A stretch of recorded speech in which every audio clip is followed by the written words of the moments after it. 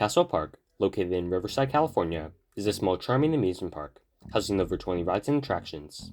I got the visit to the park for my first time just a few weeks ago, and today we'll be ranking the top 8 best rides at Castle Park. Number 8. Castle Park Railroad. While unfortunately being closed during my visit, from seeing the train off-ride and on POVs, this looks to be an enjoyable little experience. There are minor theming details throughout the course, and speaking of that, this will take you all around the park, past the Gravitron, and so on. Number 7. Anticars. While these unfortunately don't have pedals or steering wheels like other variations of the ride, Anticars still provides all the other aspects you'll be looking for.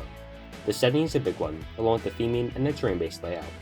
These also seem to be faster than most others out there, which was just an interesting observation I caught on. Number 6. Sea Dragon. Do you love airtime? Yes? Well, Sea Dragon has a ton of it.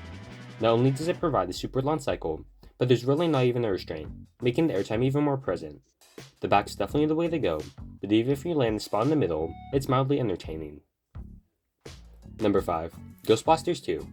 Coming to this ride, I didn't really understand why this Ghostbusters was so much different than its other models around the world. Well, around the halfway point during the ride's layout, there's a spiral lift taking you up a story, before finishing the ride. While this doesn't really do anything to enhance the ride itself, it does make the layout slightly longer, adding to a longer ride experience. Number 4. Dragon's Tower.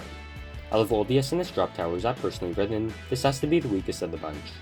The launch didn't really pack in any force, and the small pop of airtime typically found on these models was during the second drop, so while I don't really understand what was going on with the ride, I can guarantee you'll still have fun with it. Number 3. Merlin's Revenge. Calling this a kiddie coaster isn't really fair, as it's definitely more family oriented. It's in fact the same exact coaster at 2 other parks in the Golden State, Roadrunner Express and Gadgets Go Coaster.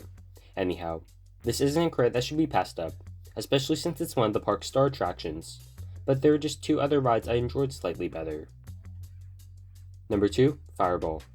This was my first ever Super Loop, so not even at a Six Flags park or local county fair. Anyhow, there's definitely lots of hang time, inversions, and it's a wonderful night ride if you get the chance. Number 1. Screamin Demon. There's not a whole lot to say about the ride, but at the same time, this was closed for nearly 7 whole years, standing but not operating. Luckily, for 2021, this ride was revised, and it got back the name of being super sketchy but perfectly safe to ride. It's a spinning wild mouse with 2 lift hills, but until you hit the brake run, the spinning seems to be controlled for the most part. And from watching different POVs from various YouTubers, they all seem to be the same when it comes to that aspect. Either way, Screamin Demon's definitely the best ride in the park for a coaster enthusiast like myself. Those are just 8 of my favorite rides I've experienced at Castle Park. Notably, rides like Flying Saucer and Spider weren't on the list, but definitely would have made the spot if I had the chance to experience them. Please leave a like and consider subscribing if you haven't already.